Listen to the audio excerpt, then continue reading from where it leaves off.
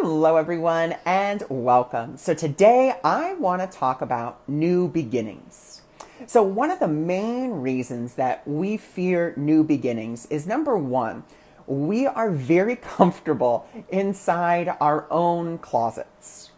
We know where everything is and we know how to cope with everything that's in there to a degree.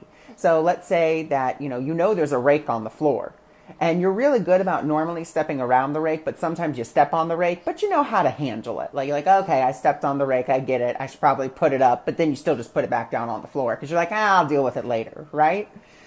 And so when a new beginning comes, it's like someone has come to your closet door and they've opened it up and they're like, hi. So we have this beautiful room out here. It's actually 100 times bigger than your closet. There's a full everlasting buffet table. It's full of beautiful light. Oh, and also there's lots of friends out here. You know, lots of new friends, lots of old friends. And it's all here for you. All you have to do is take a step. Now, here's the second reason why we're really afraid of new beginnings. Because the ego mind says, what if it's worse out there? I don't know how to deal with an endless buffet table. I don't know how to deal with new people. I don't even know how to deal with old people at this point. Oh, what if it's worse? And then it starts making all these scenarios. What if I fail? Oh my God, like what if I fail? And what if something bad happens? You know, I could have stayed in my closet and everything could have been absolutely fine, but now I'm out here and I don't know what to do, right? Like that's thoughts I think all of us have. And so we have two tools we'd like to share with you. And so tool number one is switching the what if to what if I fail to what if I succeed? And just taking that little step of saying, what if, and kind of switching that what if from the negative, switching it over to the positive and saying, you know what? Well, what if I actually did take one little step outside of my comfort zone? What if I made that call? What if I filled out that application? What if I just put in the tuition payment? What if I did, just what if? And kind of allow yourself to dream in that way, but dream joyfully, dream happily. You're like, ooh, what if? And be really joyful about it. Be really happy about, imagining what if I just did that? And what if that actually led to the next part of my life? And what if that actually led me to a sense of fulfillment that I've never felt before?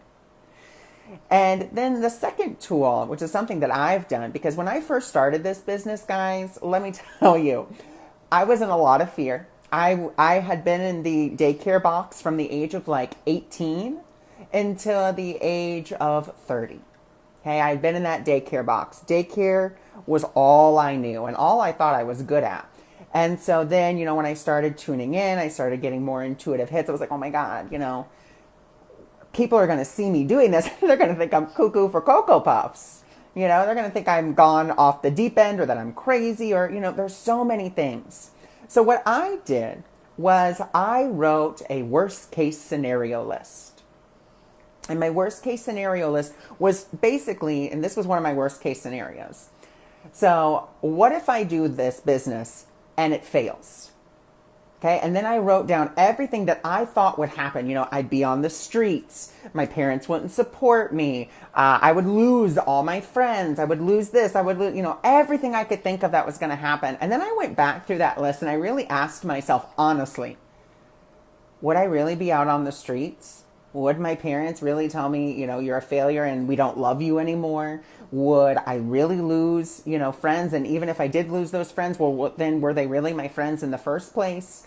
And really asking myself and really kind of looking at it and being like, well, these are all things I think is going to happen, but they actually never would. They would never really happen because that was just my fear. I had to look at those fears and then really dispel them and be like, that would never happen. That would never happen. No, that's not going to happen. And so that's something else that you guys can do in the way of being willing to look at your fears about the new beginning and just writing them down, because once you name it, you claim it. And then once you claim it, then you can start to deal with it. Then you can start to really take action steps forward. So that's just two tools I really wanted to share with you today in regards to a new beginning. So I thank you for joining me. I thank you for being here. And remember, it's just one tiny baby step towards fulfillment and your dreams.